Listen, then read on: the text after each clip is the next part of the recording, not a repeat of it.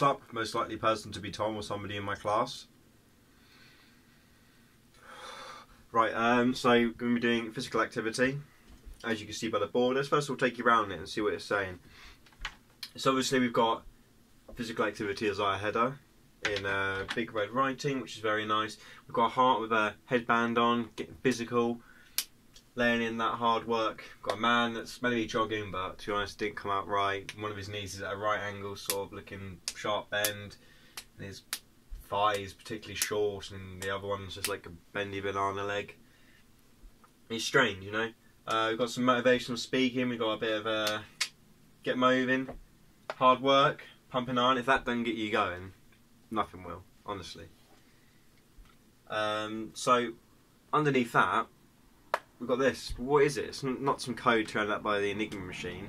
It's just numbers and guidelines for what kind of, well, what we're going to explain is the recommended hours and minutes of activity for children through to adults. Let's get started on this. I'll fill it out for you, make it all a little bit simpler. First, we've got 0 to 5-year-olds, so babies and adolescent children. For this age, you're going to be looking at getting around about 60 minutes as an absolute minimum. So we'll put, what would be the correct sign here? I don't know, put the alligators with a greater than or less than. We'll just do 60 minutes plus as a minimum to get the children moving around and using up all the energy they've got as kids because they're crazy. So from 6 to 18, when you're becoming a bit of an older child and a younger adult, you need at least, again, 60 minutes daily of activity, and especially then when you're going to be at school a bit more, you're not going to have as much free time, you're sitting down for a lot of the time throughout the day. It's important that you've got that opportunity to get moving and doing other bits and pieces. Normally it's 18 to 64 for the next one, but I've changed it to 19 because I'm intelligent and I'm able to work out that you need to add one extra on. From 19 to 64, stop doing that, we're going to be looking at least 150 minutes per week. So we'll put D, D, W, which is the correct way of saying that letter. 150 minutes per week as a minimum. This is a sort of what you want to be looking at. You need it to at least a moderate intensity, which you're starting to look at in this age group. Not so much the starting one, that's just moving around in general, but this one you want to be looking at doing a bit of more intense strength and conditioning sort of workouts and stuff, maybe going to the gym a bit more, because if you've got like something like an office job, you're sitting down all day and you're not moving, you need to ideally be getting up every half an hour and doing some leg exercises or something. As we come on to the last group now, onto 65-year-olds, and we want to look at getting again 150 minutes per week of exercise. As you're getting older, you need to keep your bones moving, keep strong, live strong. So we're going to look at we looked at the guidelines, I cleared up that, what's at the bottom.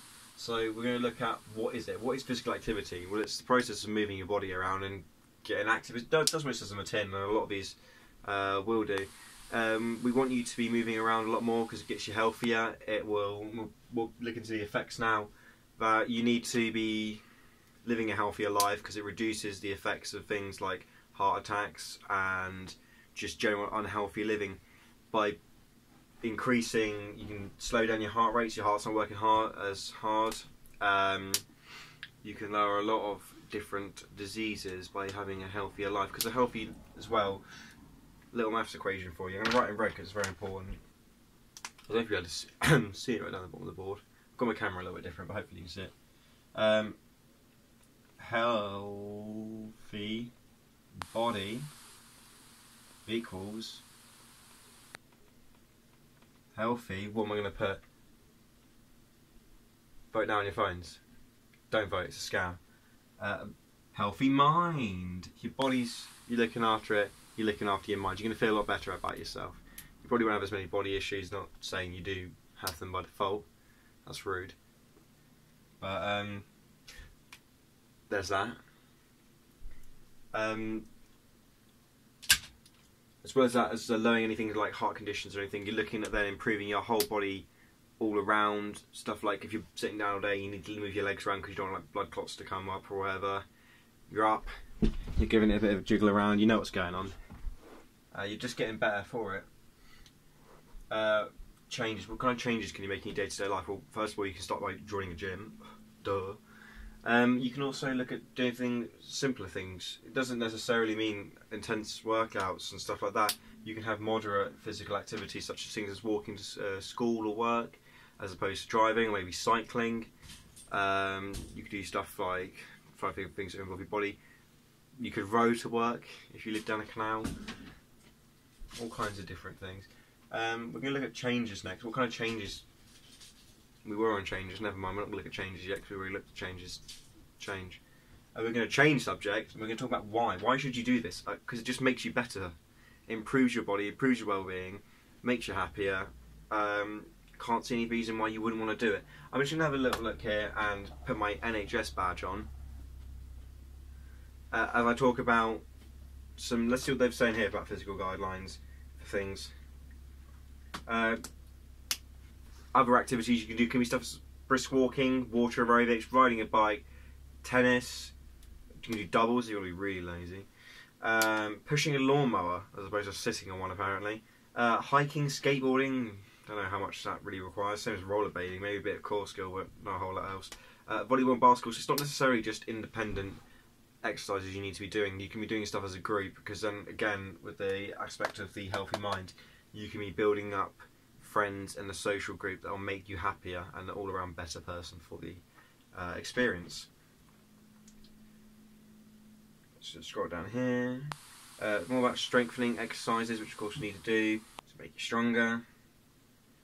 But that's pretty much all they're covering here, and I feel like we've gone into a decent amount of detail. I've said why we need to do it because it's just so important for your body and making it healthy. I don't want to keep sound like a broken record, but it is vital that you do this. But it's also not just the work you're doing physically, it's also the nutrition aspect that you're looking after yourself, because something like 20% in the gym, 80% in the food, it's not exactly those numbers, but it's roughly that sort of proportion, that you need to be looking after what goes into your body, because there's no use running a marathon and then going off and eating a family bucket to yourself at KFC. It's just not going to do you any good, because that'll then start giving you cholesterol, building up your veins and blocking them up, and you're like, no blood can get through, and it's like, are you going to go to the hospital and you're going to die?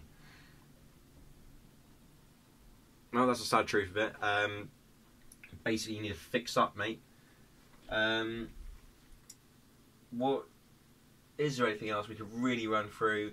Talk about heart, physical activity, we pretty much covered it all. End it with a top tip, that if you are ever being attacked by a sea bear, draw a line on the floor with chalk and it can't cross it. I'll end it there.